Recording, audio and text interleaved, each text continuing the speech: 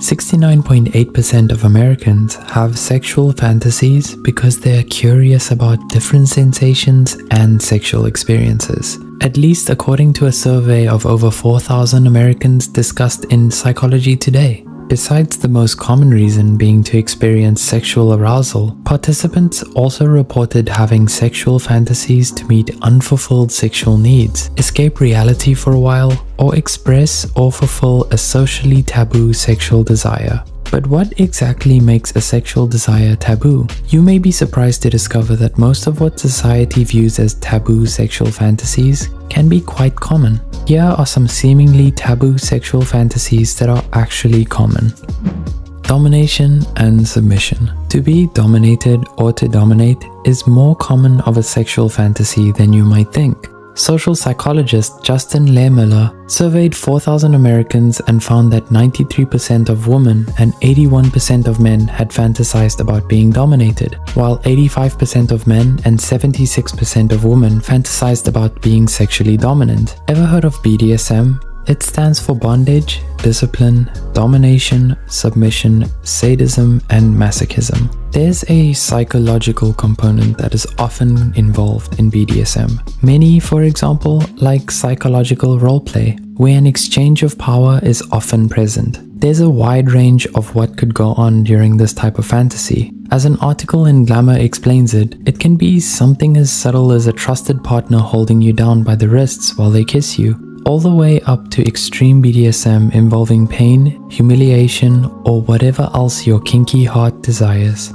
While 65% of people who identify as women were found to desire being dominated, according to one study published in the Journal of Sexual Medicine, 46% of people who identify as women admit to having had a fantasy where they dominated someone else. However, there's something to note about the study. The Washington Post described it as, "Those who volunteer to participate in sex studies tend to be more sexually experienced," or as the authors put it, this sample was not representative of the general population. The popularity of 50 Shades of Grey does make you wonder, if the books are selling off the shelves, how popular can it be? According to author and certified sex coach Gigi Engel, the idea of being sexually submissive can be arousing to people who are always in control outside of the bedroom, says Engel. And the idea of being in control can be hot due to the taboo nature of rough sex and a sense of authority. Bondage. Part of the BDSM category, bondage is also thought of as a taboo, but has actually been found to be a common sexual fantasy among many individuals. Educator and sexologist Midori explains that bondage might enhance the feeling of power given and taken in dominance and submission play. She goes on and explains that being physically restrained or tied with rope, cuffs, or even a necktie can provide someone with this fantasy a total bodily and mental release from responsibility. Clear consent and learning how to play out this fantasy safely are always necessary when taking this desire into the real world with a partner. Exhibitionism. Some individuals may fantasize about stripping in front of an audience, having sex on camera, or masturbating in front of someone else, a group, or their partner. These fantasies can be about showing off or getting caught. AA Sect certified sex therapist Indigo Stray Konga defines exhibitionism as when a person experiences sexual excitation from the fantasy of being observed naked or engaged in sexual activity, or from actually being observed while naked or engaged in sexual activity. Steri Konga explains that healthy exhibitionism is a sex-positive celebration of the erotic and should not be confused with exhibitionistic disorder. She also notes that it's an extremely common fantasy. NYU professor and sexpert Zana Vrangalova describes the findings of a 2015 study published in the Journal of Sexual Medicine. The study found that 66% of men and 50% of women fantasize about having sex openly in a public place, and 82% of both genders fantasize about having sex in an unusual place, including offices, public toilets, etc. Most of us have at least a little bit of an exhibitionist streak in us. She explains, this, like anything else in psychology, exists on a spectrum, and it is perfectly normal and healthy. Is it getting hot in here, or is it just me? If you're finding this video informative so far, give it a like and comment down below.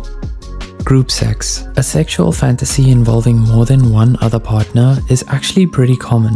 A study published in the journal Personality and Individual Differences had 788 British adults across 4 age groups take a nationwide quota poll. They found that men were more likely to fantasize about having sex with more than one person, often with anonymous partners. For women, the study states that as a proportion of total fantasy output, women were more likely than men to fantasize about same-sex and famous partners. Whether it's a threesome or an orgy, sexual fantasies involving multiple partners seems to be quite common. A 2017 study published in Archives of Sexual Behavior and discussed in an article from Insider found that out of 274 Canadian university undergrads, 64% of them revealed that they'd had interest in multi-partner sex. With all of these sexual fantasies often been viewed as taboo, it might provide some individuals relief to know that they can be quite common. Certified sex coach Gigi Engel explains that these erotic thoughts are often completely normal.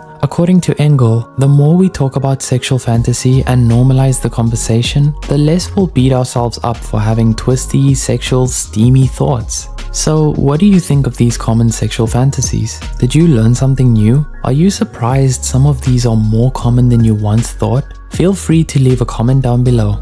We hope you enjoyed this video. If you did, don't forget to click the like button and share it with a friend or partner.